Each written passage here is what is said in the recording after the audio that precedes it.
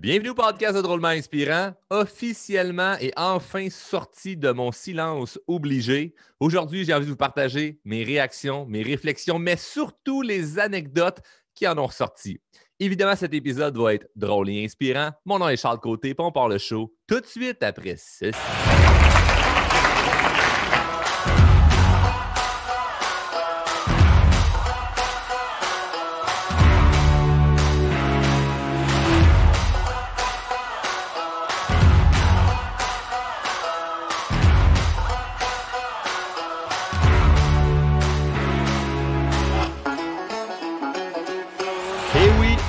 Et oui, silence obligé.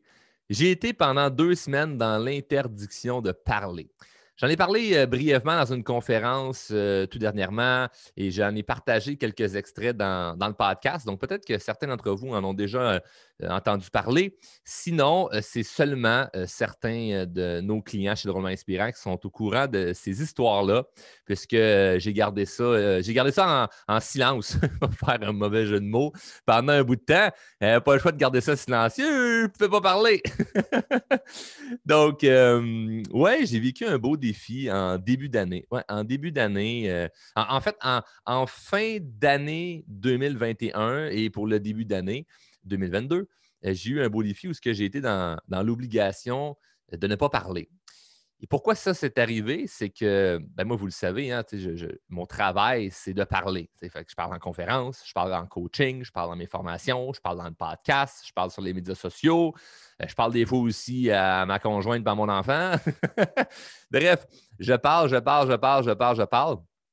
Et j'ai réalisé, en fait, j'ai compris qu'on n'a pas vraiment appris à parler. Bon, oui, on a appris à parler du genre, ça, faut que tu dises tel mot si tu veux te faire comprendre, ou tu ne peux pas dire tel mot si tu veux mal te faire comprendre. Mais on n'a pas appris à bien utiliser notre voix. Et là, je suis là-dedans présentement. Là, je me fais coacher sur ça. Mais j'ai eu un bleu aux cordes vocales. Bon, là, je le sais, tout le monde va se dire, un bleu aux cordes vocales, comment tu te fais ça? Je suis vraiment fier de dire que la seule personne que je connais au Québec qui a déjà eu un bleu aux cordes vocales, c'est Céline Dion. Mais mettons que ce n'est pas la chose que j'avais le goût d'avoir en commun avec elle. Ça aurait plus été sa piscine dans sa cour et son compte de banque. Mais bon, c'est pas grave. Un jour, j'y arrive. Ça commence par... je vis les mêmes échecs qu'elle au final. Moi aussi, au début, je me suis fait bien gros juger. Hein. Elle, on riait d'elle. Moi, on riait de moi. Là, c'est les cordes vocales. On va m'arriver à la piscine. Donc, et puis... pour ce faire, bien évidemment, là, j'ai monté le son de mon micro, mais ça se peut que je parle un petit peu moins fort et avec un petit peu moins d'intensité parce que je suis en train de réapprendre à parler. Et je suis vraiment sérieux quand je dis ça, je suis en train de réapprendre à parler puisque je ne peux plus parler comme avant. Un bleu aux cordes vocales, tu fais ça lors d'un choc. C'est un choc, un peu comme si c'était un coup sur le bras ou sur la jambe. Quand c'est un bleu sur la cuisse, la seule façon de pouvoir guérir ça, c'est le temps et de ne pas y toucher. Donc, moi, la seule façon de réparer mon bleu aux cordes vocales, c'était de ne plus donner de coups dessus. Et tu donnes des coups sur tes cordes vocales à chaque fois que tu parles, à chaque fois que tu parles fort, à chaque fois que tu parles trop longtemps sans respirer. C'est-à-dire quand tu étires ta phrase et surtout quand tu tousses. Donc, ça peut arriver d'avoir la voix enrouée lorsque tu as passé une soirée dans un karaoké à chanter fort ou si tu as toussé fort, tu peux avoir mal à la gorge. Mais là, moi, ça devenait récurrent. Là. J'avais souvent mal à la gorge. Le podcast, j'enregistre plusieurs épisodes d'affilée afin d'être efficace dans mon temps. Oui, pour ceux qui ne le savaient pas, hein, le podcast, c'est pas enregistré la journée même. Non, j'imagine que tout le monde le savait. Et d'ailleurs, hein, je voulais vous dire pour le podcast, je n'ai pas eu le temps de vous le dire dernièrement, hein, c'est ça, je ne peux pas parler. Mais il y a les plateformes, il y a plusieurs changements sur les plateformes. Sur ceux qui écoutent sur Balado, depuis longtemps, vous pouvez noter sur une échelle de 1 à 5 les épisodes. Donc, si vous écoutez présentement sur Balado, s'il vous plaît, allez mettre une note. Je ne vous dis pas allez mettre 5 étoiles, mais vraiment allez mettre une note, celle que vous croyez qui est la bonne. Puis vous pouvez écrire un commentaire. Hein. Vous pouvez écrire un commentaire, une suggestion. Vous allez voir, il y en a déjà plusieurs. Mais si vous écoutez sur Balado, allez mettre un petit review ainsi que le nombre d'étoiles que vous pensez que le podcast devrait mériter. Moi, je trouve que c'est super le fun. Puis ça permet de se faire encore plus connaître puisque les plateformes vont pousser les créateurs de contenu qui qui sont le plus écoutés et qui ont le plus de reviews. Et tout nouvellement, sur Spotify, c'est possible. Donc, ceux qui écoutent sur Spotify, je sais qu'on a beaucoup d'auditeurs et d'abonnés sur Spotify. Allez, si vous êtes abonné. En fait, sur Spotify, je trouve ça cool parce que tu n'as pas le choix d'être abonné. Si tu mets un review à un podcast, ou plutôt à une émission qui appelle, ben, tu n'as pas le choix d'être abonné. Fait que tu ne peux pas juste aller noter, mettons quelqu'un m'aime pas à face, tu ne peux pas faire comme t'aimes aller mettre une étoile parce que je ne l'aime pas, mais je n'ai jamais écouté son contenu. Non, ça ne marche pas de même. Il faut que tu sois abonné. Fait que moi, je trouve ça vraiment pertinent parce que si quelqu'un est abonné au podcast, ça ne veut pas dire qu'il va dire hey, ça vaut 5 étoiles. Bon, ce serait. Moi, je pense que tout le monde va mettre 5 étoiles, mais ça reste que quelqu'un pourrait dire non, moi, c'est quoi, j'ai écouté 20 épisodes, ça en vaut 3. Bien, c'est quoi, pour toi, ça en vaut 3, puis tant mieux. Donc, je trouve que c'est très juste. Alors, vous êtes des dizaines de milliers à écouter sur Spotify, et là, on a juste quelques centaines là, de reviews. Donc, lorsque l'épisode a été terminé, là, je vous demanderai, s'il vous plaît, d'aller mettre un review sur Spotify, sur Apple Podcast ou bref, sur la plateforme que vous écoutez. C'est super apprécié. Moi, ça va aider le podcast à se faire encore plus connaître. Donc, voici la petite parenthèse que je vais faire en même temps. Et dernièrement, puisque je ne pouvais plus parler, eh bien, vous avez remarqué que j'ai mis plusieurs épisodes dans le podcast que c'était des extraits de conférences. Donc, j'en ai parlé brièvement là, de ma gorge, de l'histoire de la gorge dans une conférence, mais j'étais très content d'avoir eu cette structure-là, c'est-à-dire d'avoir des conférences que je peux vous offrir parce que de ne pas pouvoir parler pendant quelques semaines, bien, ça amène des complications justement pour le podcast. Et moi, je garantis 2 épisodes par semaine. Donc, chaque dimanche et chaque mercredi, vous avez un épisode de podcast. Puis, je voulais absolument continuer à offrir les 2 épisodes de podcast. Et ça aurait été tellement facile d'avoir l'excuse de ben oui, mais je ne peux pas parler. Mais moi, je me suis dit, il n'y a pas d'excuse. Là. Je vais trouver une façon et c'est la façon que j'ai pu le mieux le faire. Puis en même temps, je trouvais ça bon pour vous parce que ça vous permet d'avoir accès à du contenu que normalement, je n'aurais pas donné accès. Tu sais. Donc, bref, le silence obligé, je me suis magané la voix à force de trop parler ou de tousser fort. Et là, je dois réapprendre à parler. Et je remarquais, c'est ça, je vais revenir où ce que j'étais. Je remarquais que j'avais mal à la gorge quand je parlais longtemps dans le podcast. Donc, lorsque j'enregistre plusieurs épisodes, j'avais mal à la gorge. Et là, je me suis dit, à un moment donné, il faut que j'aille consulter pour ça parce que c'est pas normal d'avoir autant longtemps mal à la gorge. Puis, tu sais, je bois de l'eau, je m'hydrate. Je faisais tout ce que je pensais qui était bon. Et puis, là, je me suis dit, je vais aller voir un médecin pour ça. Puis bon, j'habite au Québec. Donc, pour ceux qui sont à l'extérieur du Québec, qui nous écoutent, vous êtes dans plusieurs pays. Peut-être que dans votre pays, là, voir un médecin, c'est facile, mais au Québec, ça se fait rare. Non, c'est pas vrai. Ça se fait rare si tu fais ce que le système a mis en place. Mais si tu bypasses en payant, ça va super vite. J'ai voulu aller voir un médecin spécialisé ORL, c'est-à-dire pour la gorge. Et ça prenait, bon, je pense, 3-4 siècles. J'avais le temps de mourir là, avant de savoir c'est quoi mon problème de gorge. Fait que je me suis dit, après, je vais payer. Meilleure chose à faire, d'aller consulter au privé quand tu as vraiment un problème, que ce soit majeur ou mineur. Moi, je considère que notre santé, il faut la prendre en main. Puis c'est pas vrai, je vais l'attendre pendant des semaines pour voir comment va ma gorge. Donc, je suis allé voir un médecin privé spécialisé pour la gorge. Puis, lorsqu'on m'a passé une caméra dans le nez pour aller jusqu'à la gorge, on a vu qu'il y avait un bleu. Donc, la seule chose qu'on peut faire, c'est une réparation au duct tape, qu'on peut appeler dans le jargon, c'est-à-dire tu ne peux rien faire. Il faut t'arrêter de parler. Il n'y a pas une crème ou une huile essentielle quelconque qui fait en sorte qu'un bleu va se guérir. Il faut t'arrêter de donner des coups dessus. Un peu comme j'ai donné l'exemple de si tu as un bleu sur la cuisse, ben à chaque fois que tu donnes un coup dessus, ça ne pourra jamais faire en sorte qu'il va guérir. Tu ne guéris pas un bleu en donnant des coups dessus. Donc, pour arrêter de donner des coups sur le bleu de mes cordes vocales, il fallait que j'arrête de parler. D'ailleurs, ce n'est pas encore réglé à 100 %. C'est pas encore réglé à 100 %. C'est pour ça que je vais parler plus lentement pour prendre des gorgées d'eau en même temps d'enregistrer cet épisode. Mais bref, c'est en train de se régler. Sauf que là, j'ai appris ça, moi, dans le temps des fêtes. C'est dans le temps des fêtes que mon médecin a dit « Bon, il faut t'arrêter de parler. » Puis j'ai envie aujourd'hui de vous partager mes réactions, les anecdotes, les réflexions qui en ont ressorti de ça. Parce que c'est vraiment une belle histoire au final. Mais la première réaction, ça a été « Je suis content. » Pour vrai, j'étais content puisque je venais d'au moins trouver le problème. Puis ça, il y a une belle réflexion à faire là-dessus puisque souvent, puis je dis souvent, parler pour moi ou parler pour les gens que je vois, qui viennent nous poser des questions, qu'on a en consultation. Souvent, quand on a en pleine face le problème qu'on a, on a l'impression de se sentir mal ou que c'est pas correct. Moi, quand j'ai en pleine face le problème que j'ai, je suis content. Parce que si je ne le sais pas, c'est quoi mon problème, bien, je reste dans une boucle. Moi, j'ai mal à la gorge de temps en temps, puis là, j'avais vraiment, vraiment, vraiment mal à la gorge.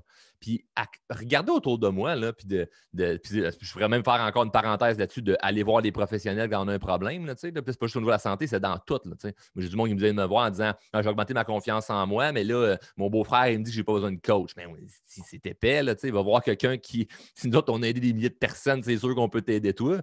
Fait que, arrête d'écouter les conseils de ton beau-frère. Puis moi, mes conseils autour de moi, tout du bon monde autour de moi. Là. Mais tout le monde était achète telle huile essentielle, essaye telle patente, essaye ci, essaye ça, plein de remèdes de grand-mère. Il n'y a rien qui m'aidait pour ma gorge. Quand le médecin a vu, hey, tu as un bleu, c'est comme, il faut que tu arrêtes de parler pendant 2 semaines. Et tabarouette, il n'y a personne qui me dit, qui pensait que ça allait être ça. Puis il n'y a personne que je connais qui connaît quelqu'un qui a déjà eu ça, un bleu au corps vocal. Comme j'ai dit en intro, la seule personne que j'ai entendu qui avait eu ça, c'était Céline Dion. Fait que tabarouette, c'est grave, là, tu sais.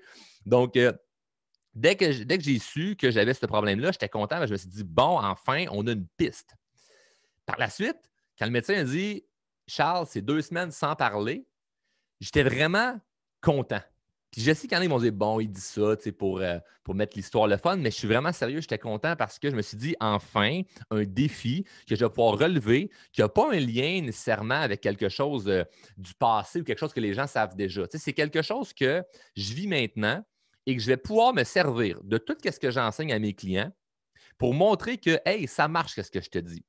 Parce qu'il y a beaucoup de coachs ou de motivateurs ou de gens dans mon industrie qui vont parler ils vont faire la morale, en fait, aux gens. Ils vont donner des conseils, puis tu devrais penser comme ça, puis arrête de dire ci, puis arrête de dire ça, puis arrête de penser de même, puis ça, c'est les perdants, ça, c'est les gagnants. Puis eux n'en vivent pas nécessairement, on dirait, des défis. T'sais. Ils ne se mettent pas tant dans une zone inconfortable. Toute ce qu'ils ont réussi, c'est là 10 ans. Puis c'est pas concret tant que ça. Moi, je me suis dit, enfin, quelque chose que je vais vraiment pouvoir montrer aux gens. Hey, regarde, là, je vis ça comme problème. Là. Tu veux-tu avoir une photo là, de la radiographie là, de ma gorge? C'est pas beau à voir tout de suite de quoi ça a l'air. Là. Et on s'entend, moi, de ne pas parler pendant 2 semaines, ça a des répercussions assez majeures là, parce que c'est mon travail, j'ai des conférences de bouquets, des coachings, le podcast. J'ai tellement besoin de parler avec le monde de vive voix et ça complique les choses. En plus, en fin d'année, fin d'année, début d'année, puisqu'on termine nos défis, puis nos objectifs, puis on commence les nouveaux. Bref, c'est une anticipation d'un paquet de troubles là, quand tu te fais dire qu'il ne faut pas que tu parles pendant 2 semaines. Puis ça, c'est juste la première étape, ce n'est pas par la suite. Là. Mais j'étais content. Parce que je me suis dit, enfin, un défi, je vais pouvoir relever. Puis je vais pouvoir, c'est un mauvais jeu de mots parce que c'est moi qu'il ne fallait pas qu'il parle, mais ça va pouvoir fermer la gueule à tout le monde qui remettent en doute. Tu sais, des gens qui vont écouter, mettons, le podcast ou qui vont faire nos formations vont dire ah ouais, mais tu as dit ça, mais moi, je ne l'ai pas fait encore parce que. Non. Le mindset que je me suis développé pour tout ce que je t'ai conté que j'ai réussi à faire dans le passé, c'est la même chose pour présentement. C'est la même chose pour là dans mon défi de gorge. Et là, en réussissant à surmonter ce défi-là, c'était même pas encore réglé. Là. Puis c'est pas encore réglé à 100%. Mais c'est pas réglé, puis je suis déjà en train de parler en mode hey, c'est dans ma tête, c'est comme j'ai passé par-dessus. Ça démontre que, hey, ce que je vous dis dans le podcast, c'est pas de la merde. Faites-le, là, tout ce que vous voyez, là. J'ai rien à vous apprendre aujourd'hui. Tout ce que je vais vous partager aujourd'hui, c'est des réflexions, des analyses et des anecdotes qui vont être drôles de tout ce qui est arrivé en lien avec ça. Puis vous allez pouvoir faire hey, dans mon défi présentement, je peux appliquer ce que Charles dit. Puis le défi que tu vis présentement, il n'est pas moins grave ou plus grave que le mien. Parce qu'on ne peut pas juger ça, c'est grave, ça, c'est moins grave. Quelqu'un pourrait me dire hey, Charles, moi, là, je me suis pété à la cheville. Puis là, on pourrait dire ben oui, mais se péter à la cheville, c'est moins pire que perdre sa voix. Ben, ça dépend pour qui. Moi, honnêtement, là, j'aurais mieux aimé me péter une jambe qu'avoir un problème à la gorge. Pas vrai, là. Parce que me péter la jambe, je peux quand même continuer à travailler. Là. Je peux quand même continuer à faire ce que j'ai à faire. Mais pas parler, et tabarouette. Ça, c'est un enjeu pour moi. Fait qu'il y a des gens qui auraient dit, oh non, moi, j'aurais préféré pas parler, puis avoir une jambe correcte, et pas brisée, et vice-versa. Donc, c'est relatif pour tout le monde. Fait que les défis que tu vis présentement, les stratégies que je mets en place, puis que je n'aurais pas parlé dans le podcast, c'est surtout, bon, plus précisément en formation, Bien, c'est des choses que si tu veux juste le faire, tu vas voir un résultat. Là. Puis je suis content, moi, quand la vie m'envoie des défis parce que je me dis, waouh, enfin, je peux montrer au monde, hey, regarde ça, là, je vis ça présentement. Là. Je vis un défi, puis j'ai réussi à passer au travers. Donc, toi aussi, regarde de passer au travers. Et la première chose que j'ai faite, c'est que j'ai pris une décision. Quand le médecin me dit, Charles, tu ne peux plus parler pendant 2 semaines, j'ai pris une décision. J'ai pris la décision de un, que ça n'allait rien affecter dans mon entreprise. J'ai pris cette décision-là. Et là, je le sais, là, ça peut paraître flou. Les gens vont dire, ouais, mais ça ne marche pas de même, il y a souvent des répercussions quand même, c'est pas parce que tu le décides. Non, non. Dès que tu prends une décision sur quelque chose, il y a de la magie qui opère, qui est inexplicable, OK? Puis, don't get me wrong, là, je suis quelqu'un de très, très terre à terre, là. Mais quand tu prends une décision, il y a quelque chose d'inexplicable qui se passe. Ou ce que si je me mets à capoter en disant oh my God, il faut que je repousse des conférences, il faut que je repousse des coachings, j'ai telle entrevue, j'ai tel meeting. Et puis, en fin d'année, là, j'en avais des affaires de planifier là, que j'avais besoin de parler. Il faut tout que je repousse ça, ça va avoir un impact négatif sur mes affaires.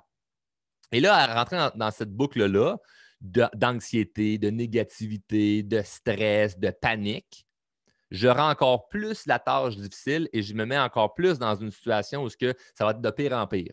Mais en prenant la décision que ça ne va rien affecter, bien, tout ce que je repousse, je me rends compte que c'est pas si grave que ça. Puis ça ira plus tard. Puis au final, là, c'est quoi mes valeurs les plus importantes dans la vie? Moi, dans mes valeurs les plus importantes, la santé est dedans. Fait que techniquement, si la santé, moi, dans mon échelle de valeur, est avant l'argent, par exemple, bien, je m'en fous-tu de déplacer les affaires qui sont en lien avec l'argent.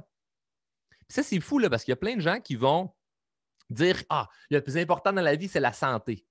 OK? Mais qu'est-ce que tu fais de ta santé? Qu'est-ce que tu fais de ta santé? Ils vont pas bien, puis ils attendent. Ça ne me tente pas d'aller à l'hôpital, c'est trop long. Bien, paye, puis va voir un médecin tout de suite au privé, puis ça va pouvoir t'aider. Là. Ouais, mais ça coûte de l'argent. Ça coûte plus cher être malade, on va te le dire. Pas mal plus cher être malade. Là, ça, c'est une partie. Là. Puis après ça, dans ne pas parler pendant 2 semaines, il y a aussi est-ce que je vais le respecter, cet engagement-là? Je vais vraiment le faire. J'ai la fierté, là, puis je suis vraiment fier de dire je n'ai pas dit un mot. Pas dit un mot pendant 2 semaines. Rien. À la table, autour de la table à Noël, là, au réveillon, là, passe-moi le beurre, je l'écrivais dans mon téléphone, je le montrais à la personne à côté de moi. Peux-tu me passer le beurre, s'il te plaît? J'ai pas dit un mot. Pas un mot. La seule chose que j'ai faite pour tenir le coup, c'est que je me suis autorisé à dire une chose à une seule personne une fois par jour. Et là, c'est là que tout le monde va faire ah, c'est cute. À chaque soir, quand j'allais coucher mon garçon, je le prends dans mes bras, puis j'ai dit dans l'oreille, vraiment, vraiment, vraiment, vraiment pas fort, je t'aime. C'est la seule chose que j'ai dit pendant 2 semaines. C'était le seul mot que je disais. Puis c'était pour moi une façon de tenir le coup parce que d'avoir un enfant en jeune âge, c'est pas être capable de parler avec. Il y a quelque chose de triste là-dedans où l'enfant ne comprend pas. L'enfant ne comprend pas pourquoi papa ne parle pas. Il y a quelque chose de bizarre, puis je voulais au moins garder ça. Mais ma blonde, elle a pris le bar. Ma blonde a pris le bar. Tout le monde a pris le bar. Je n'ai pas dit un mot. Mais j'ai pris une décision. J'ai pris la décision que c'est pas vrai que j'allais souffrir de ça. C'est pas vrai que ça allait être difficile. C'est un défi que je vais relever qui va pouvoir montrer à tout le monde que hey, j'ai envie des défis et je vais être capable de le faire. Je vais le faire au complet parce que c'est juste 2 semaines. C'est quoi 2 semaines dans une vie? C'est rien. C'est long sans parler. C'est vraiment long. Mais dans une vie, c'est pas grand-chose. Et je prends la décision que c'est pas vrai que ça va avoir un impact négatif sur mes affaires. Je n'ai pas envie que ça ait un impact négatif sur mes affaires. Donc, quel est le plan de match? Qu'est-ce que je fais? C'est quoi le plan de match que je peux faire maintenant qui va faire en sorte que je vais bien me sentir? Puis ça, là, c'est super, super, super puissant parce que c'est pas de plan de match quand tu vis une chose négative, mais c'est tellement facile de s'emporter puis de rester dans une négativité qui est, oui, justifiable, mais qui t'amène nulle part. Puis, une fois que ça s'est fait, ben, ça devient pas plus facile, mais c'est plus clair. Tu as plus de clarté sur où tu t'en vas. Et une des premières places que je suis allé, quand j'ai vécu ce défi-là, c'était à la pharmacie. Je parlais à la pharmacie parce que j'avais besoin d'acheter quelque chose. Normalement, c'est ma conjointe qui fait toutes les commissions pour la famille. Je suis très chanceux de ça. Là, j'allais à la pharmacie puisque j'avais un colis à envoyer à un client. Un client qui est, si je me souviens bien, c'est en Angleterre ou en Allemagne. En tout cas, ça commence par A, puis c'est en Europe. Là. Fait que je pense que c'est en Angleterre.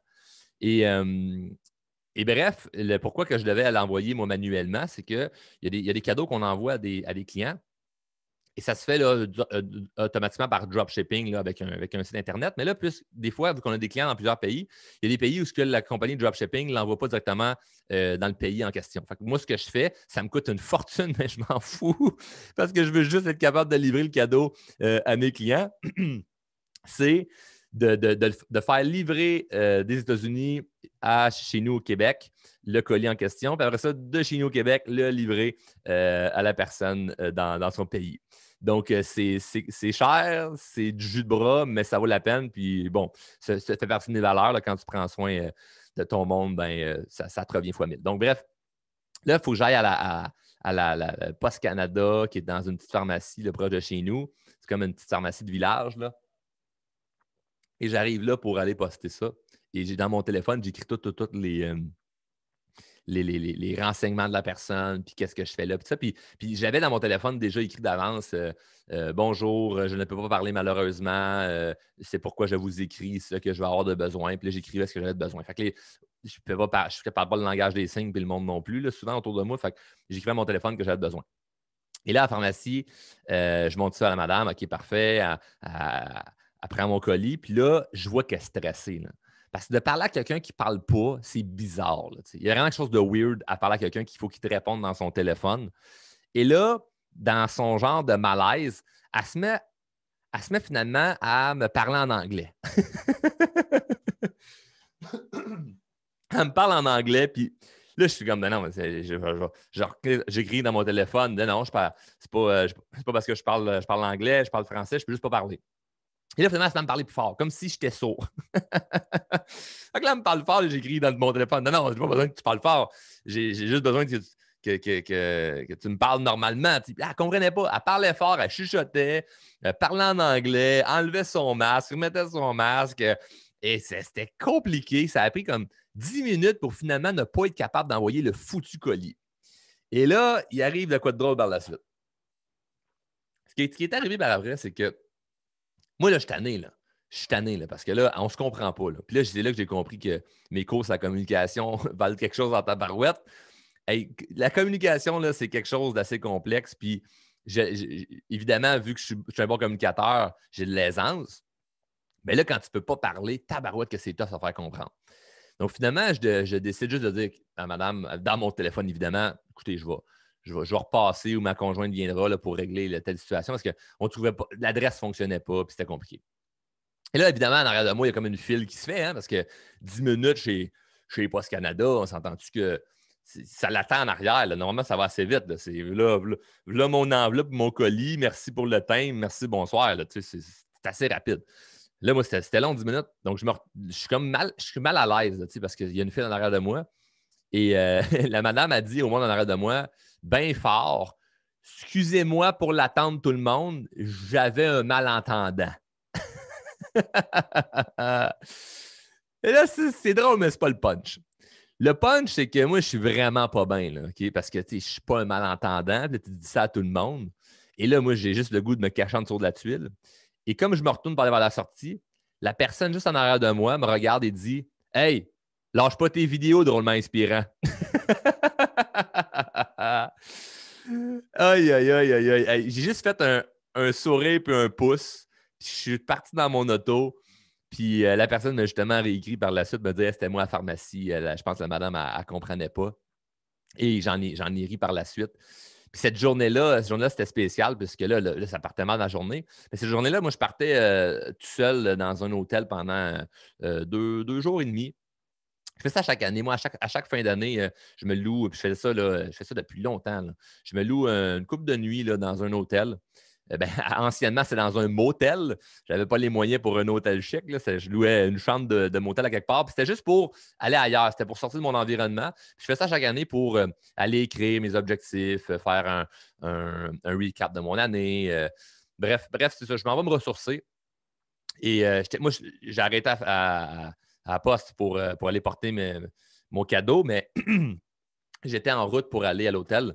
Et puis, Et puis, rendu à l'hôtel, là, j'étais pas dans un bon vibe parce que, bon, la journée partait mal. Et je me suis dit, bon, OK, je suis rendu ici, là, ça va bien aller. Puis là, je croise des employés, puis les employés me reconnaissent. Mais là, c'est weird parce que quand le monde te reconnaisse, puis ils font Hey, c'est drôlement inspirant, tout ça, puis là, tu peux pas parler. Il y a vraiment un malaise là, qui s'installe. Puis, je suis obligé de faire signe de la main comme attends, puis j'écris à mon téléphone, hey, désolé, je peux pas parler. Puis là, je monte ça, puis je vais juste dire, hey, merci pour ton commentaire. Puis le monde, ils s'en vont, mais vraiment malaisé. Mais j'ai été chanceux parce que un des employés à l'hôtel où j'étais m'a reconnu, puis j'ai pu vraiment y expliquer dans mon téléphone qu'est-ce que j'avais. Puis il a réussi à m'escorter un petit peu là, partout sur place, là, de OK, ben, demain, ton massage, il est là, le spa, il est là, le restaurant est là. Puis bref, il a réussi à me montrer un peu tout ce qu'il y avait. Puis je me suis senti comme choyé de ça. Je me suis dit, bon, il y a un avantage à être connu, tu sais. Et, le premier soir au restaurant, l'hôtesse m'amène à ma table, puis juste à côté de moi, elle était à côté de moi, puis elle a dit à la serveuse, juste te dire, le monsieur ici, je pense qu'il est muet, mais il entend bien. C'est fou. Hein? Quand tu ne peux pas parler, là, c'est drôle le nombre d'affaires que tu entends. Là. Et la serveuse vient me voir et je ressens automatiquement son malaise. Je le vois qu'elle est stressée. Et juste parce que j'écris dans mon téléphone, en passant, je ne suis pas muet, je ne peux juste pas parler, j'ai un problème à la gorge, ben là, j'ai vu son stress descendre. Mais c'est pas juste ça. Faut pas que je dise j'ai un problème à la gorge. Faut que je dise j'ai un problème à la gorge et ne t'inquiète pas, ce n'est pas quelque chose qui s'infecte. Parce que là, moi, de dire aux gens j'ai un problème à la gorge, qu'est-ce que tu penses qu'ils se disent? Ah, y a-tu la maladie qu'on peut attraper et que ça prend 3000 vaccins pour finalement s'en sortir de ça? Tu sais, c'était vraiment compliqué. Et je me suis dit, tabarouette, faut absolument avoir confiance en soi dans la vie parce que dans ces situations-là, là, ce que tu vois tout le monde malaisé autour de toi, pas te comprendre, c'est vraiment, vraiment, vraiment, vraiment pas le fun. Puis, tu sais, je croisais du monde, puis j'essayais vraiment de. J'ai compris. J'ai compris de plus en plus les gens qui vivent de l'anxiété sociale. Je ne veux pas dire que je comprends tout, mais on en a coaché beaucoup, là, des gens qui vivent du stress, de l'anxiété, de l'angoisse, mais je me sens encore plus intégré là-dedans parce que j'essayais d'avoir le moins d'interactions possible. Il y avait des gens qui me regardaient au loin, puis je sentais qu'ils me regardaient parce qu'ils me reconnaissaient, puis je me sentais mal de ne pas pouvoir dire salut. J'ai reçu des messages là, de monde, c'était comme Hey, j'ai vu ton sosie au restaurant. Puis c'était comme Ah, ben ça se peut que ce soit moi. Ben non, le gars, il était muet. Ben, c'est ça, c'était moi. J'ai reçu plein de messages de monde qui me voyaient à des places, qui étaient comme Pourquoi tu parles avec ton téléphone? Pourquoi tu es de parler? Puis là, ça rentre là, la peur du jugement, là, de ben là, qu'est-ce que les gens vont penser? Ils vont-tu penser que je suis snob? Hey, Charles, sur Internet, il est bien fin, mais en vrai, il se prend pour un autre. Parce que moi, pendant ce temps-là, là, je continuais à poster des vidéos. Là. Et on a tellement de contenu. Là. Il n'y a personne qui avait besoin de savoir que moi, je ne fais pas parler. On continue à faire nos affaires comme si j'étais là. Donc, c'était tout quelque chose de bizarre. À Noël, pour pouvoir parler avec la famille, je ne fais pas boire ben, alcool, j'en bois très peu, mais en fait, j'en bois pas du tout. Mais je ne fais pas boire de café non plus. Je ne fais pas boire de café. Puis, devinez ce que je vais demander en cadeau à ma blonde cette année? Elle a demandé une machine à café. Fait que tout était vraiment, vraiment, vraiment tough. Et, et malgré ça, je reviens au point de départ, ce que je disais, j'ai pris la décision que ça n'allait rien m'affecter. Ça l'a affecté quand même. Mais mon attitude était bonne. T'sais. Mon attitude restait bonne. Puis j'ai réussi à avoir quand même du bon monde autour de moi, ce qui était correct. J'ai un ami que j'ai pu quand même passer du temps avec lui, puis qui comprenait très bien que je ne peux pas parler, puis il parlait à ma place. Il parlait. Puis on allait faire du 4 roues, puis du skidoo ensemble, puis il me jasait ça, puis moi, ben, je répondais avec mon téléphone ou je hochais de la tête.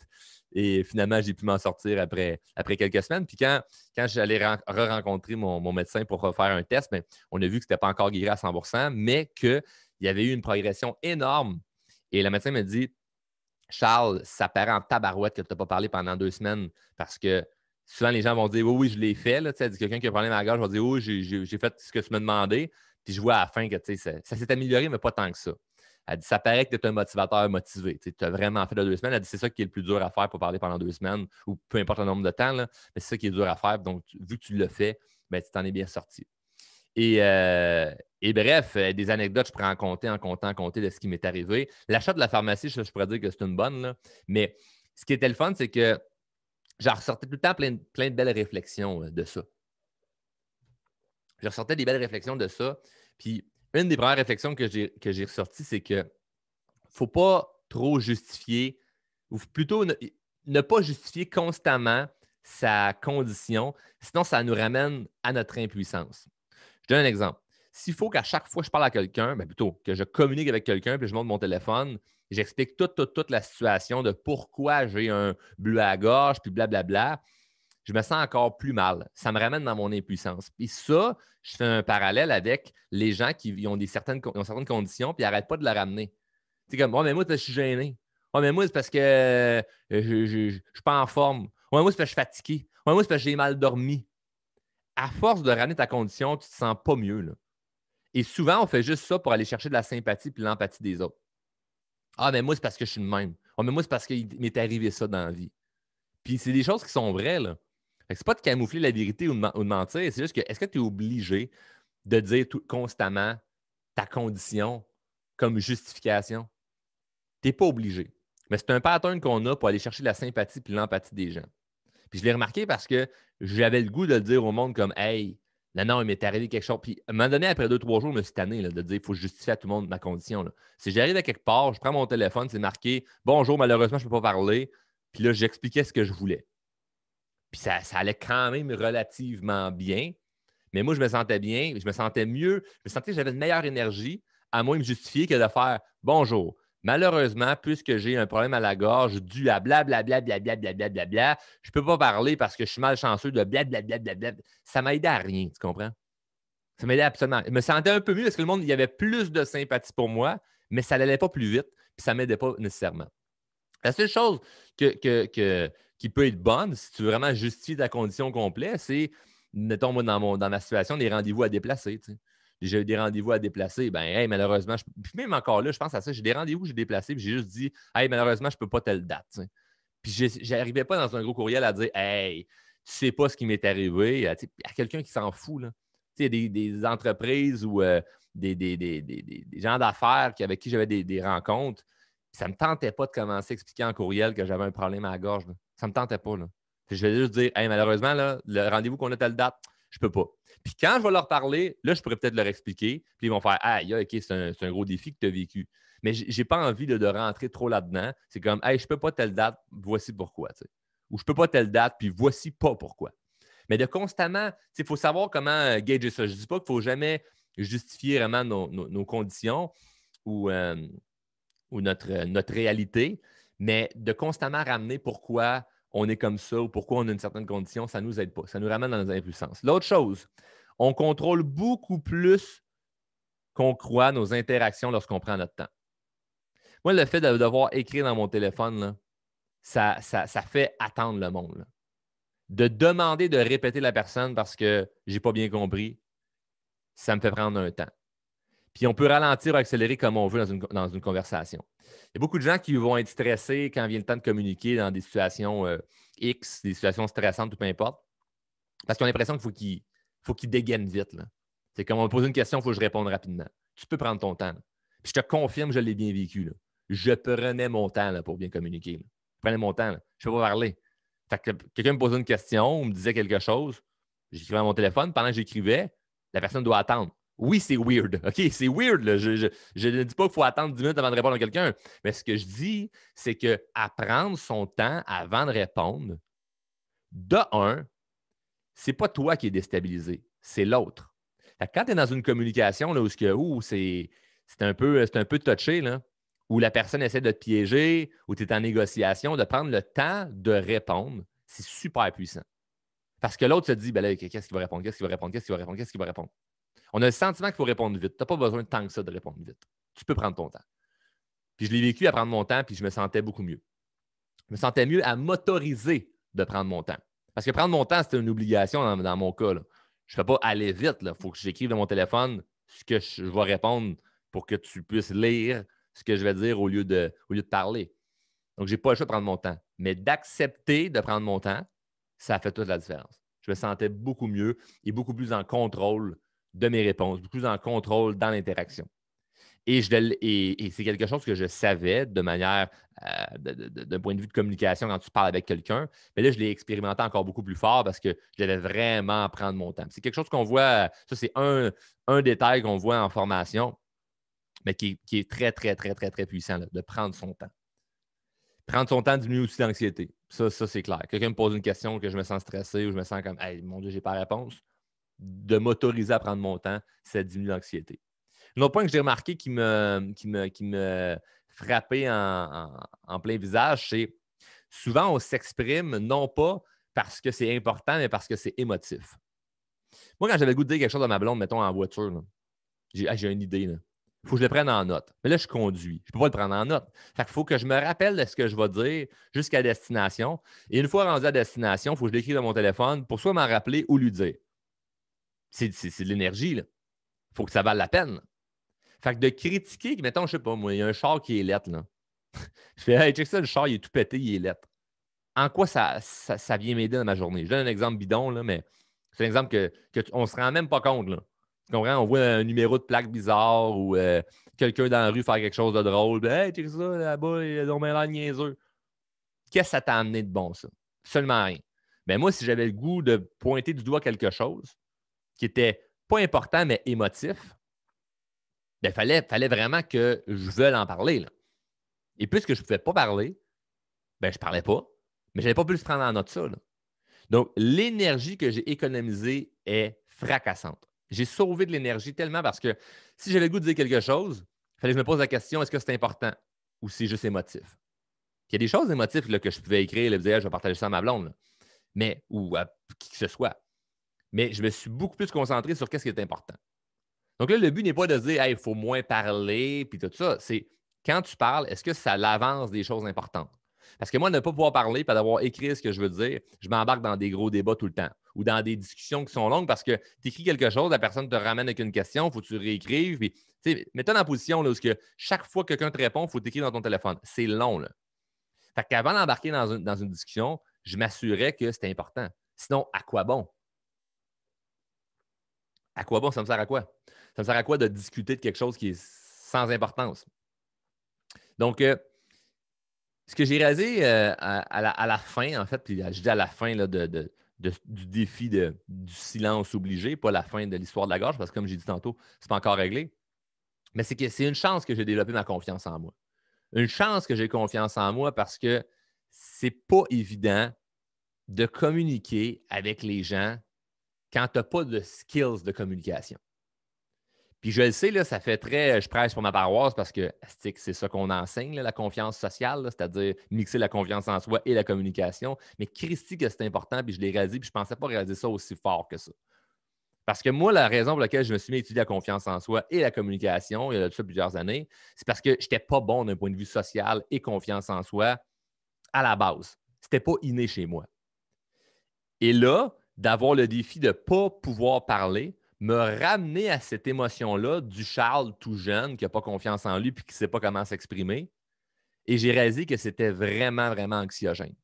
C'était vraiment, vraiment stressant et vraiment angoissant d'avoir des difficultés de communiquer.